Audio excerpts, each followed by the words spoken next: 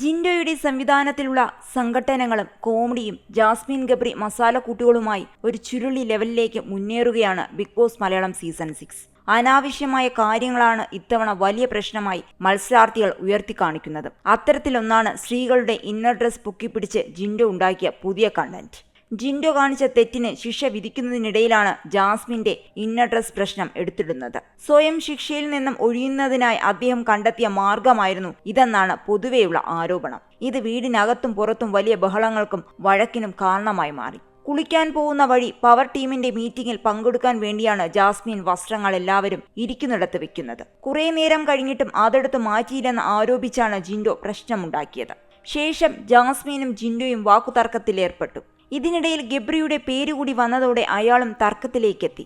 ശേഷം ഗബ്രിയും ജിൻഡോയും പുതിയ വഴക്കിന് തുടക്കമിട്ടു. പരസ്പരമുള്ള കുറ്റപ്പെടുത്തലുകൾക്കിടയിലാണ് എന്നോട് സംസാരിക്കാൻ നീ ആയിട്ടില്ലെന്നും നിന്റെ വീട്ടിലുള്ളവർ ഒന്നുകൂടി ശ്രമിച്ചാലും ഇനി ഉണ്ടാവില്ലെന്നുമടക്കമുള്ള ആരോപണങ്ങൾ ജിൻഡോ ഉന്നയിക്കുന്നത്. അമ്മയെക്കുറിച്ച് വാതോരാതെ സംസാരിക്കാറുള്ള ജിൻഡോ ഇങ്ങനെ പറയരുതെന്ന് ഗബ്രി ആവർത്തിച്ചെങ്കിലും അത് തെറ്റിദ്ധരിച്ച് ഗബ്രി തന്റെ അമ്മയെ ചീത്ത വിളിച്ചു എന്നാക്കി. അത്തരത്തിൽ പരസ്പരം ചെളിവാരി എറിയുന്ന തരത്തിലുള്ള വർത്തമാനങ്ങളിലേക്കാണ് ഈ വഴക്ക് എത്തിയത്.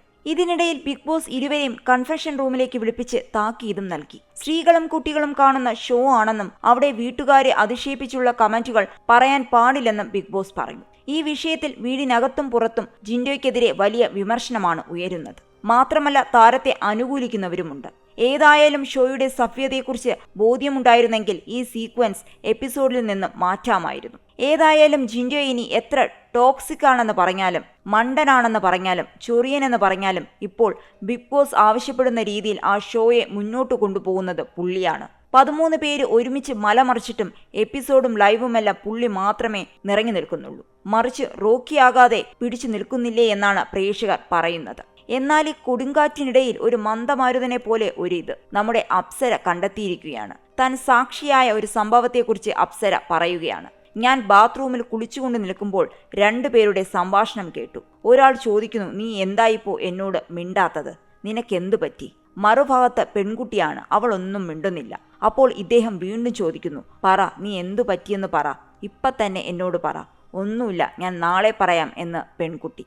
അല്ല, ഇപ്പോൾ നീ പറഞ്ഞിട്ട് പോയാൽ മതി. ഇല്ല, ഞാൻ നാളെ പറയുള്ളൂ.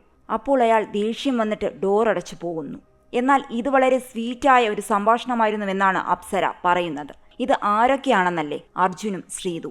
നേരത്തെ തന്നെ വളരെ രഹസ്യമായി ഒരു ലവ് ട്രാക്ക് അവിടെ ഓടുന്നുണ്ടോ എന്ന് പൊതുവെ എല്ലാവർക്കും സംശയമുണ്ടായിരുന്നു. പക്ഷേ ഇത് അപ്സര കൈയോടെ പൊക്കി. അപ്സര അവിടെ ഉണ്ടായിരുന്നത് ഈ ജോഡികൾ കണ്ടിരുന്നില്ല. ഈ കാര്യം ഇന്നലെ രാത്രിയിലെ ലൈവിലാണ് അപ്സര സംസാരിക്കുന്നത്. അതും അർജുനും ശരണിയും ശ്രീതുവും ഇരിക്കുമ്പോൾ തന്നെ.